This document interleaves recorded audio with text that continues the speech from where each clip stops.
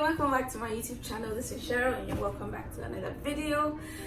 This is something that I wanted to do for a while now, and I don't know why I wasn't doing it, because I was busy. I know why. Anyway, so today we are back with another video, and yeah, I got a lot of suggestions on please do it. My hair's weird.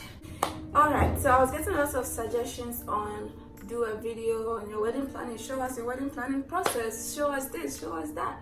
So yeah, I tried to be creative and kill two birds with one stone, because I wanted to declutter my makeup box, because finally I'm done with school and my Saturdays, my weekends are going to be free to be accepting makeup bookings, because I have been doing makeup professionally for 3 years, and 2 years of that I was schooling, so it was very difficult. I was a weekend student, so it was very difficult for me to take a booking and all of that. I had to miss school to take a booking, or miss a booking to go to school. I mean, all of them were basically important to me, and that shift was very, very hard. And I moved into selling, because I thought, okay, so if I bring the things once in a while to sell them off, I don't have to do deliveries. But that also has a whole lot of headache, because you have to go to town to get the best stuff, and the things you go and bring to sell, that is when your customers, your clients are like, no, we don't want this one, do you have this, do you have that? That's a full-time job. So I quit everything that I was doing, as you guys know, so that I could be done with one thing at a time. And I got engaged, and I'm getting married, and that is also like a pain. Wedding planning is a pain, but it can be very enjoyable. But anyway, so I got a few questions on Instagram. Follow me at miss_bading. I don't know, that'll change my name after marriage. So for makeup, actually, when you break the seal of a makeup, okay, it takes 1 to 2 years to go bad. And for makeup, you can't see it going bad, you can't smell it, unless some products like they become watery and all that, then you know that this one has really gone bad. But it's just safe to change up your makeup in a year or two. And since I started doing this professionally for 3 years now, last month was the 3rd year I started doing makeup. Yeah, 3 years. Even though I've not been hard at it lately, but yeah, I love my job. I love my side job. Anyway, so I'm going to be taking some things out, and because myself, I haven't done makeup in a long time, so to start using to my clients, I don't want to use the old things, so I'm going to take some of the things out and then keep the rest that are less than a year old in this thing. So whichever ones that I put here is the good ones. Okay, so the rest I've left in the makeup box, I'll just throw them away. So whilst we declutter, I'll be answering your questions. Okay, all right, so let's go. All right, so I got this declutter thing not too long ago, so yeah, I think I can still keep this one. Eyelashes don't go bad at all, so I'm gonna keep all the eyelashes that I still have. Really, I miss doing makeup on people and myself. I really do miss. First question is, how do you get to know you both are ready for marriage? To be honest with this question, I feel like I'm of two different views on this one. One being that in the past, I felt so ready for marriage, which is true, because I've always been ready to take that step, and I'm the kind of person that I like routine. I don't like wherever it goes, that's like a deal breaker for me. So I'm somebody who what's it called, I'm very keen on where we are going, routine, strategy. I'm good at those things, organized, like, okay, so yeah, we meet, we're in love, blah blah blah. What are your plans towards me, like, you know? So I think the first thing is when you both have plans, because in marriage or living together, it's about planning. if you guys don't know how to plan your own lives, trust me, marriage will not be a good thing for you, because you just be messing things up in your marriage. But how should you, like I said, one, you should learn to plan your own life. If you're a woman and you just want to marry just because you think it's time for you to marry or whatever, I think it's a wrong thing. Like, now, growing and being in this experience myself, is like, this is going to be, it's a wrong thing to think that it's time for me to marry. So you can say that, but you should back that with actions. You should prepare yourself, your mind, because this thing is hard. It's hard because it's a space that plays with your emotions and your maturity a lot.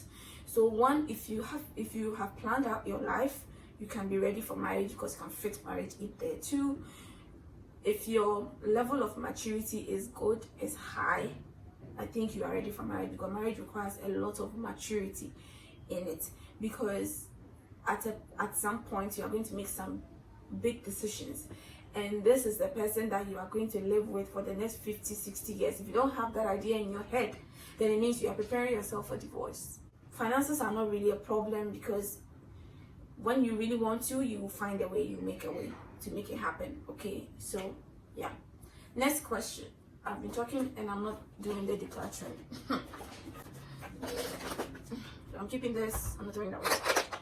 My eyeliner. Okay, so I think what I'm going to do is I'm just going to pack the good ones, like I said, on here, and just dispose of this later, so the video won't be too long. So the next question is, what is the ideal budget for planning your wedding as a lady?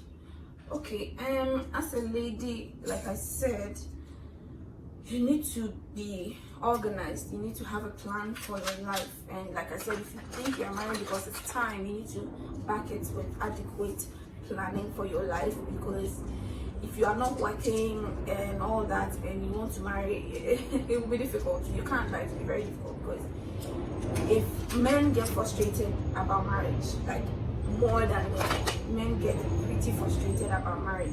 So imagine you not working and your wedding is going to cost you about 45,000 Ghana cedis, and you're expecting your guy who works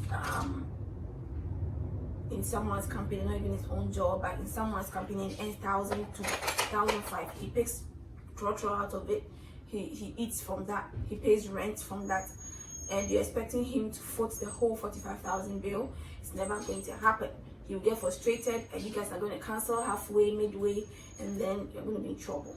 So as a woman, you don't necessarily have to, let me say, if you work at a place that you get a lot of money by salary, you can save and save and save and save until you and your partner decide to start out the wedding planning process. So that maybe that one you can say, oh, okay, I have 10,000 Ghana cedis, I have 15,000. So yeah, if we decide to get married, then I'm going to bring in that amount. So whatever you get, just top up and let's get married. But if that is not what it is, you should be working, because you can't get married if either of you are not working. It's a whole lot of stress that you don't need to be arguing about. You don't have a job, I'm the only one doing this and that. You know, it's going to be very, very, very, very bad and sad. So there's no ideal budget for each and every one of you, like you and your partner. There shouldn't be an ideal budget that you both should bring in. It should be a collaborative effort. So you should be working, you should be earning. So if you say, okay, fine, we are giving ourselves 1 year to plan our wedding and do all the good stuff, so that maybe today is, let's say, 1st August. So we want to get married 1st August again, 2022. And you have a whole year and you work and you are being paid monthly. So meaning every month you're supposed to buy something concerning your wedding. You're supposed to contribute to something concerning your wedding. You're supposed to save for the wedding. So that's how it works. So I don't think there's an ideal budget for a woman that you should have 40,000 to pay or you bring 10,000. I don't think so. I really don't think so. So the next question will be any advice for wedding planning? First of all, find people around you you can trust.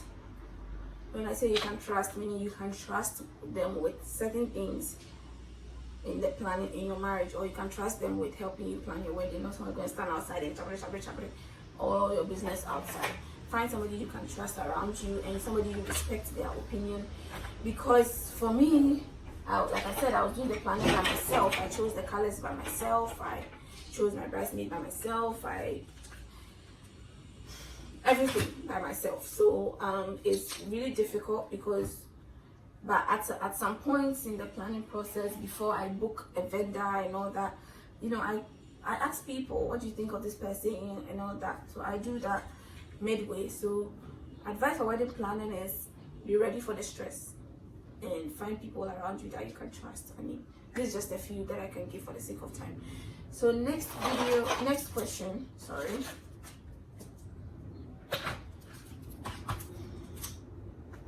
Next question will be, how did you choose your wedding vendors? Okay, how did I choose them?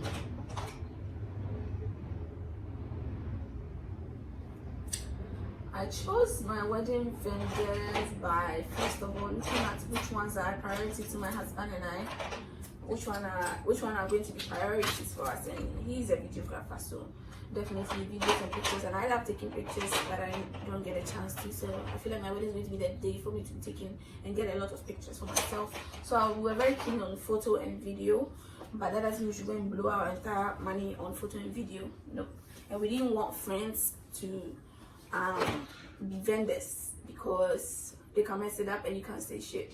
So for one, like I said, we didn't want friends, and we had certain things as priority. So our priority for our wedding planning was our photos and videos and our clothes. And choosing my vendors, what I do is I make a background check on them, and then whatever feedback I get, and then I base on it with prayer, and then I book them.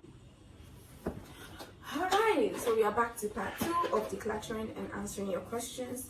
So the last question, how did I choose my vendors? And like I said in the previous video, wedding vendors, we didn't want to use friends because I didn't want any disappointment, and I can't say shit to you because I'm somebody that has a high level of, is it tolerance? But I don't know how to express myself when I'm angry. I can say,